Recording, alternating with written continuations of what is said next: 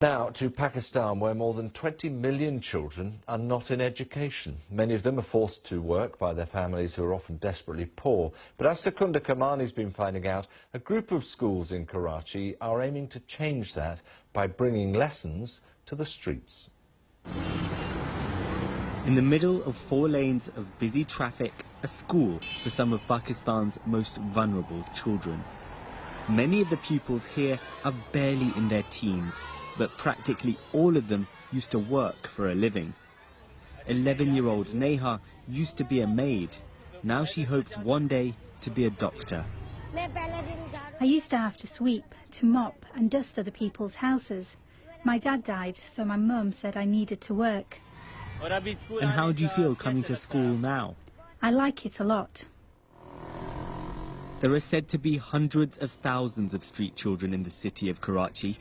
Many of them live and work in the shadow of this religious shrine, where local charities and devotees distribute free food.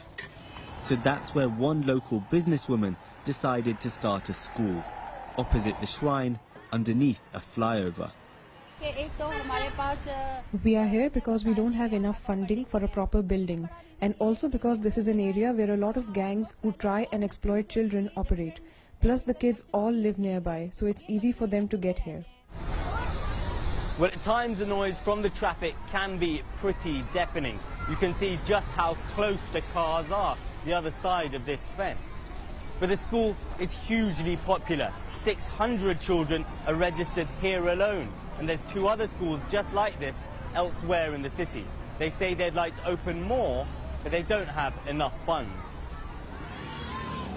The school runs entirely on voluntary donations, but manages to provide free lunches and school uniforms.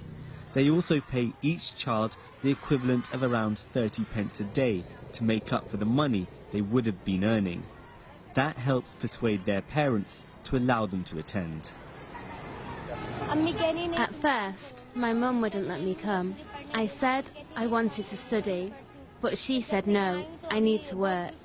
But since I've learnt to read and write, my mum is really happy. Lessons take place under the watch of armed guards. There have been threats from criminal gangs who try and recruit youngsters in the area. But the school's founder says she's determined every child should get an education, wherever it is. Secunda Kamani, BBC News, Karachi.